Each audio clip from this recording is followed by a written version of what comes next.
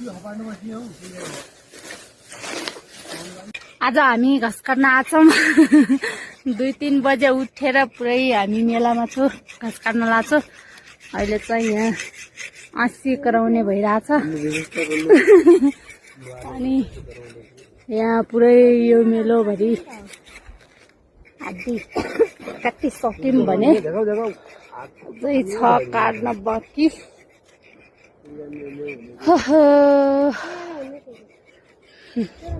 गाह्रो छ गाह्रो